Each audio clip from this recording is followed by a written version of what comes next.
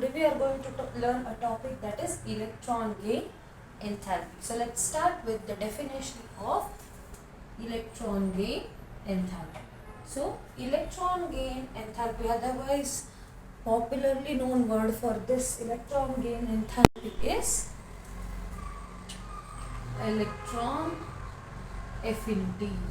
Okay, they are not actually same, but there is similarity between two things. We bring them under the same heading. In the course of video, we will know what is the little difference that we have between electron gain enthalpy and electron affinity. So electron affinity is the energy, okay, energy released when you are adding an electron into the atom. So definition of electron affinity is energy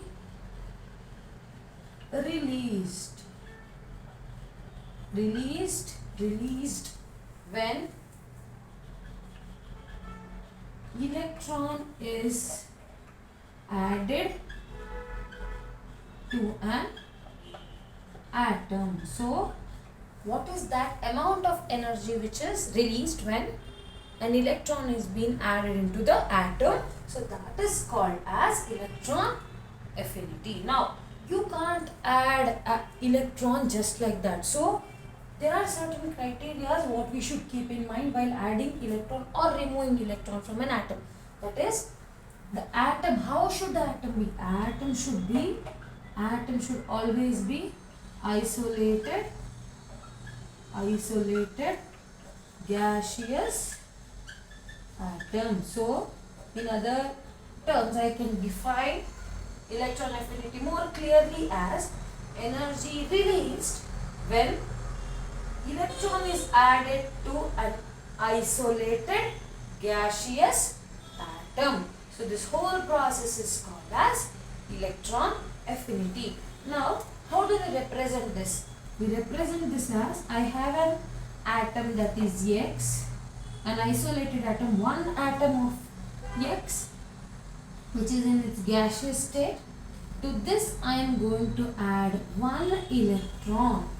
So it converts itself into an ion by accepting the electron, and it is going to release energy.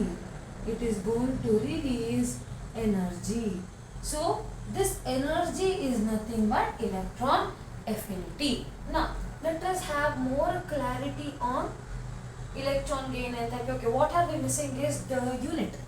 What is the unit of this electron affinity is electron volt per atom. This can be the unit of electron affinity, or you can also have kilojoules per mole. That also can be the electron affinity's unit. Okay, these are the units of electron affinity. You can have in either electron volt per atom or kilojoule per mole. So that becomes the unit of electron affinity. Now, if you see such reactions in the books, you find after the reaction it is written delta H electron affinity is equal to minus some value say X. Some value X is written. Now this is nothing but the energy which is released while addition of electron has taken place. So that energy is represented this way in the reaction. So this is the way of representing the energy which is released when electron gets added to the atom. Now this term is called as enthalpy. The electron gain enthalpy. Okay, electron gain enthalpy. We know that in thermodynamics there is a word enthalpy which tells us about the heat content, isn't it? Delta H, that is what we have. So while writing an endothermic reaction, exothermic reaction, we have learned exothermic reaction which gives out energy is represented using negative, and reactions which take in heat are represented using positive. Delta H is positive for endothermic and delta H is negative for exothermic. So you can relate this as well to this situation also. Here energy is released while you are adding electron. The adding of electron is a process. So in that process energy is released. Energy gets released. So energy is released from the system. So delta H is negative. So the enthalpy content of this reaction is called as electron gain enthalpy. Okay, electron affinity is also called as electron gain enthalpy. It is the energy which is released. So you can see the negative sign while you represent the electron gain enthalpy numerically. Okay, so this is a very small difference between electron gain enthalpy and electron affinity. Rest of the things we will study as electron affinity only. Only thing what you have to notice is delta H is negative. That is because of the energy which is released during the addition of electron. So this is about electron gain enthalpy.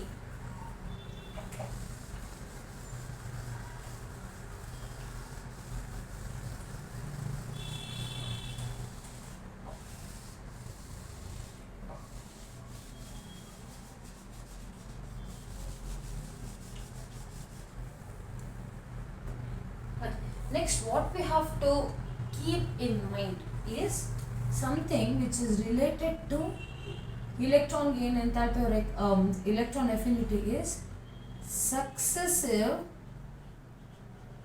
electron gain enthalpy or successive electron affinity. This is more important while solving questions. Now let us for example take this situation wherein you are having atom A who is in gaseous state again, is taking in one electron to become A minus. Now in this process you are adding an electron initially. So the atom nucleus, for example, this is the atom, this is the nucleus, okay, this is the valence shell. When you are adding the electron, this electron will go into the valence shell, it will sit here.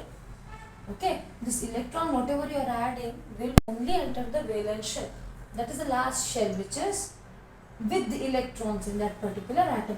So when is this electron welcomed into the system or the atom? When the nucleus is having sufficient pull over the electron. When the nucleus, that is the positive charges, attract the electron, only then the incoming electron is welcome. Okay, so this is the first thing what you do. You are adding one electron to the gaseous atom, it welcomes the electron very easily.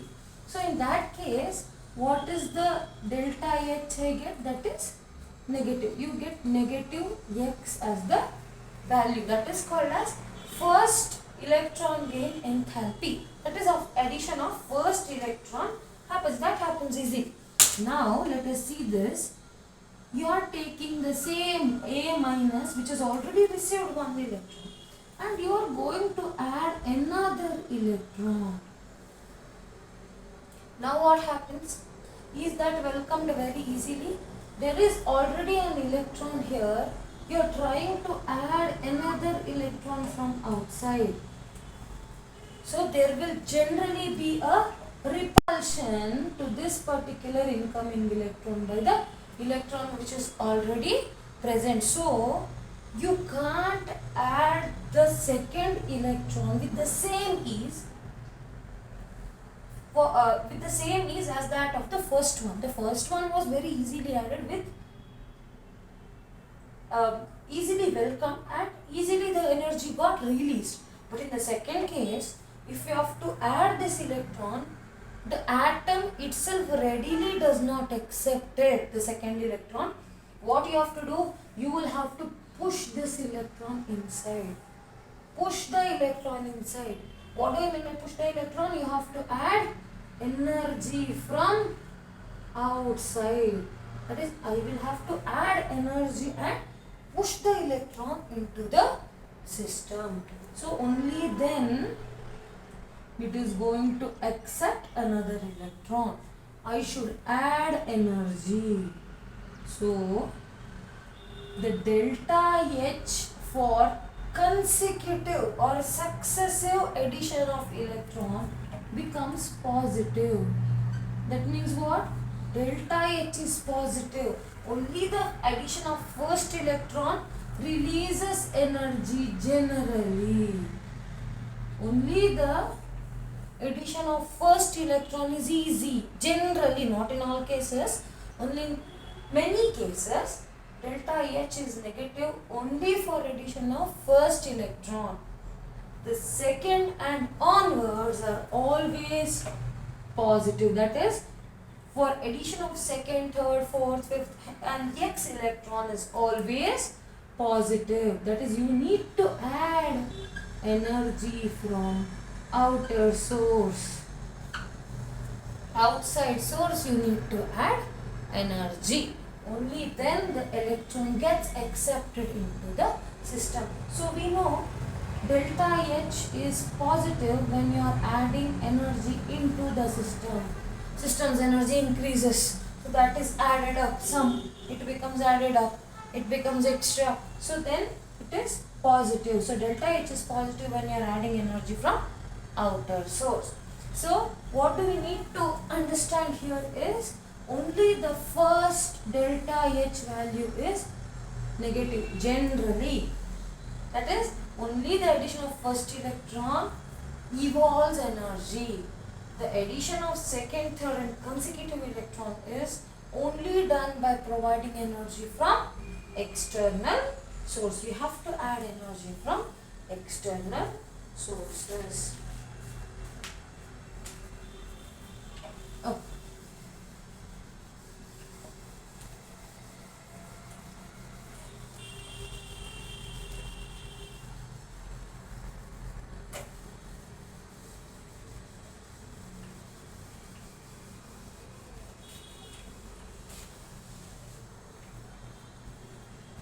Next, what are we going to learn? We are going to learn about the factors. Okay, we are going to learn about the factors which are going to affect electron affinity. What are the factors on which electron affinity depends? So, the first factor on which electron affinity depends is size. Atomic size. What is the second one? Second one can be nuclear charge. Nuclear charge. And the third one is EC, that is electronic configuration. So these are the three factors on which electron affinity depends. So let's see.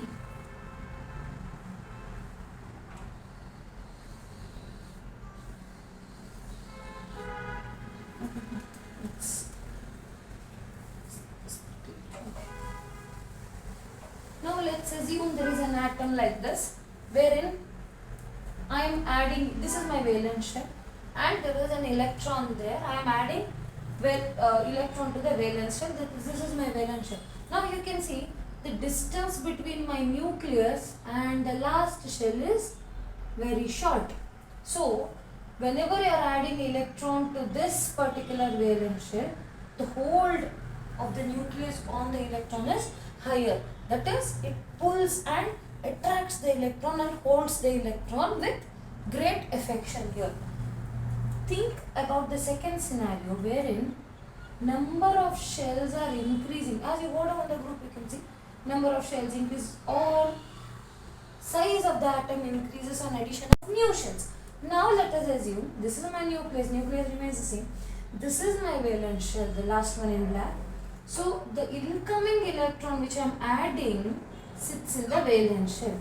Now we can see the distance between nucleus and the final shell is increased. So there is higher higher distance, or the distance between nucleus and the valence shell increased here when the size of the atom increased. So now if you are adding electron into valence shell, nucleus holds the electron, but the capacity to hold the final electron in the black shell, this valence shell, is lesser, isn't it?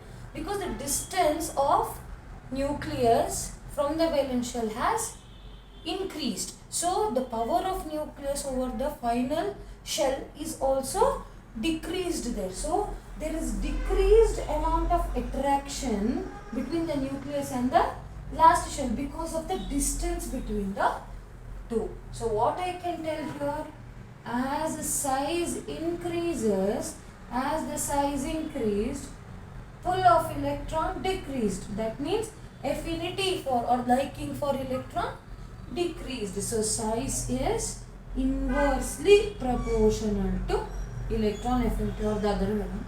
Electron affinity is inversely proportional to the size. So as you are increasing the size, distance between nucleus and the final shell increases, and hold of nucleus over the last electron is going to decrease, or the liking what nucleus has towards the incoming electron decreases. So that is the meaning of this particular statement or the formula. That is, as you are increasing the size, electron affinity is going to decrease. So next let's go to what is nuclear charge. So as we know, nuclear charge is the amount of positive or the protons present in the nucleus. Yes. So in atom, the positive part is having the term called as nuclear charge. So that is nuclear charge. That is how we judge it. Is it based on the number of protons present? So protons give strength to my nucleus. So more the protons, more is the power of nucleus. In turn, it increases the attractive or the force of attraction. So nucleus, if it is having more protons, then it will attract the electron with greater power. So more is the proton, more will be the attraction for the incoming electron. More the positive charge, with greater power it is going to attract the electron, and the electron gets settled into the atom very easily. So what I can tell is, as nuclear charge increases, electron affinity is going to increase. As you are increasing the nuclear charge, electron affinity also increases. Next, the last factor is electron affinity. Now as we know, electron affinity, how is it going to help? I mean electronic configuration, I'm sorry. EC is electronic configuration. So we all know noble gases. Noble gases, 1s2, 2s2, 2p6. So a full-filled configuration. Now to this system, if I am adding an electron, that is electron affinity, isn't it? Addition of electron. So when I am adding electron, this particular noble gas is never going to accept electron because it's already full. Already there is lot of electron. Already this person is rich. I am giving more money, it doesn't want to receive. So if an atom is having either full-filled configuration, full-filled, or half-filled configuration, then such atoms will not receive electron easily. That is, what was the definition we learned? Addition of electron to release energy. That will not happen here. These atoms who are having either full-filled or half-filled electronic configuration generally do not take in electron to release energy. Especially when it is the case of noble gases, they never take in electron to release energy. Generally what you have to do, you have to force in the electron. So that is what we mentioned in the first explanation, that delta H is always not negative. Delta H1, the first electron addition, is not always negative. In certain cases it can be positive, because things like noble gas, like atoms like noble gas, they do not take in electron, they do not want. You will have to give energy and push the electron. So in that case you cannot have this negative always. So this can be positive in certain cases. That is what we had discussed earlier. Okay, so what are the factors on which electron affinity depends? First one is size, second one is nuclear charge, third one is electronic configuration.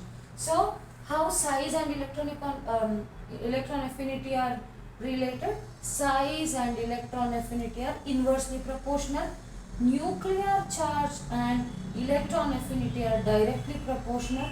And when we learn about electronic configuration, half and full-filled electron, the atoms having half or full-filled electronic configuration generally do not accept electron very easily. You will have to give energy from external source in order to make the electron get accepted into the system. We are going to start with the trends in electron affinity. So what happens to electron affinity across the period and along the group? Now when you are moving across the period, what we can see is the nuclear charge keeps on increasing because the number of protons increases, nuclear charge is going to increase. And right now what we studied, nuclear charge is directly proportional to electron affinity. So what is the conclusion we can draw from here? We can draw a conclusion that as we are moving across the period, electron affinity keeps increasing across period. Okay. Next we are going to the next trend, that is along the group. What happens along the group? So when you move down the group, we are going to check with atomic size. We all know that when you are moving down the group, shell number increases, that is number of shells are going to increase. That increases the atomic size. And what did we study just now? Atomic size and electron affinity are inversely proportional to each other. So when you check a group, atomic size keeps increasing down the group because of the increase in shell number, and atomic size and electron affinity are inversely proportional to each other. So the conclusion drawn here is electron affinity keeps decreasing along the group. So what are the two general trends electron affinity follows? When you are moving across the period, electron affinity increases. When you move down the group, electron affinity is going to decrease. So these are the two conclusions what we get from trends in electron affinity. So the next part what we study is, let's just note down, make a small note about what we studied. Across period increases, down the group. Okay. Just for solving a few questions, we will need this particular statement. For that sake, I am just making a note of these two things. Now,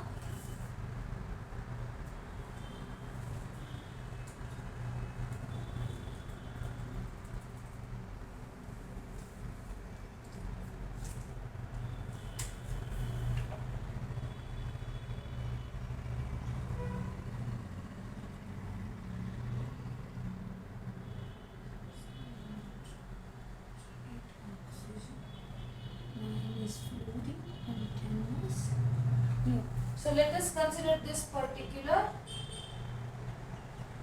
Okay. So let us consider this particular period. Okay, so all these elements are in a single period. Okay, so this is second period.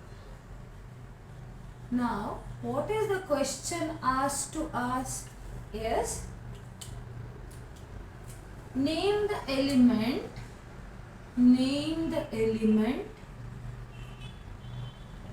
with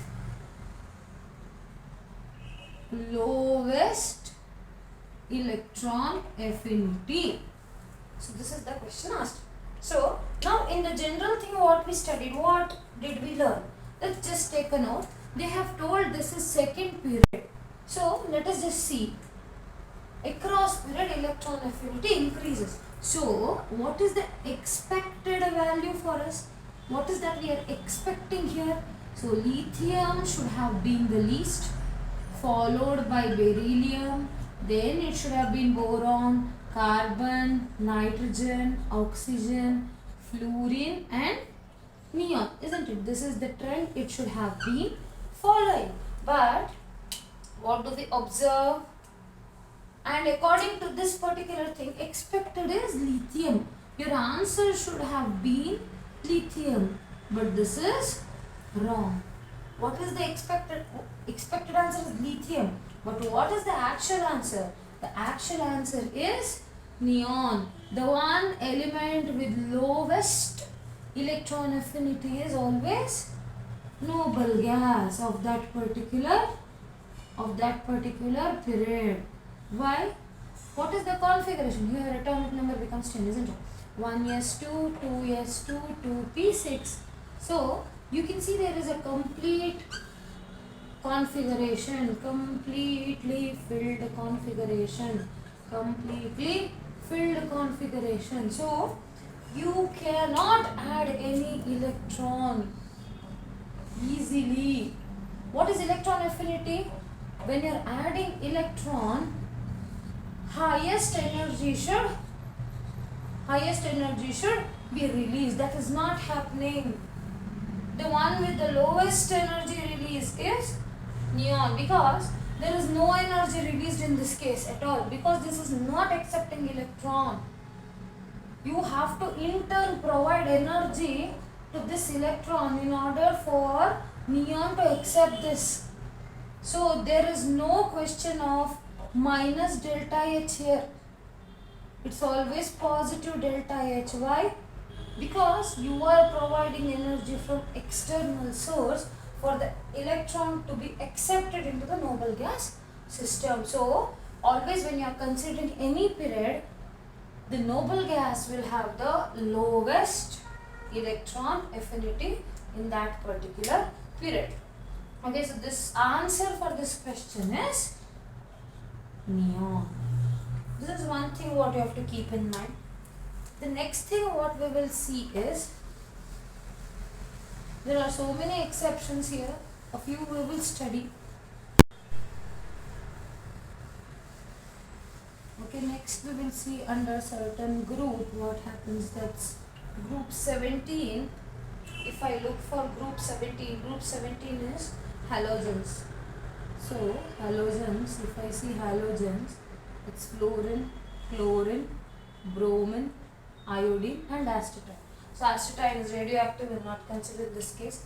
Now what should happen? What is the expected trend here? Okay, electron affinity, what is the trend? Expected trend. This is down the group. So what should happen? Electron affinity should decrease. So fluorine should have least, followed by chlorine, then it should be bromine, then it should be, it should decrease, isn't it? So fluorine, chlorine, bromine, iodine. So iodine should have the least, fluorine should have the maximum electron affinity. This should be the expected trend. This is not happening again. This doesn't happen. What is the trend it follows? It follows this trend. Chlorine, followed by fluorine, bromine and iodine. This remains the same, but there is a small change what you can see here. Now why is that change happening? Now you can see this as well in group 16. Okay, group 16, that is oxygen, also follows. The oxygen family also follows this trend. Now what happens is, we know size of fluorine is very small. It's a very small atom, isn't it? So the electron 1s2, 2s2, then fluorine, yes, 9. So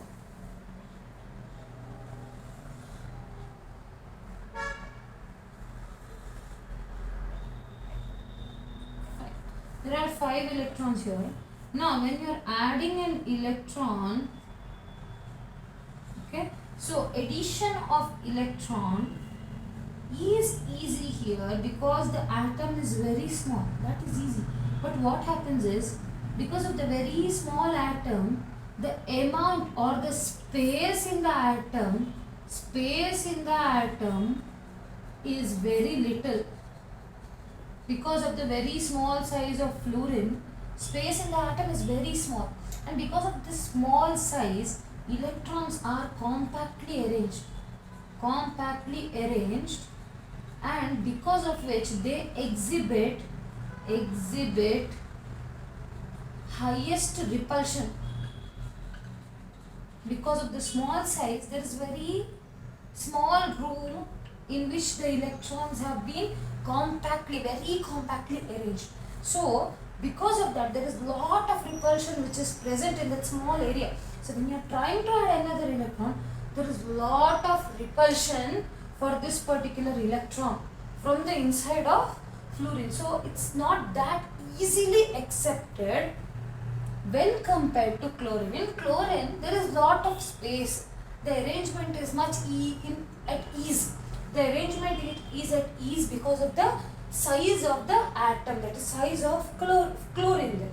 So because of that, the incoming electron is easily welcomed into the system. There is less repulsion which is seen in case of chlorine when compared to that of fluorine. In fluorine, because of the compact size, electronic arrangement is also very tight there. So because of that, there is lot of repulsion to the incoming electron. So that is why this small rearrangement is observed in the electron affinity trend of halogens. The same thing is observed in group 16 also.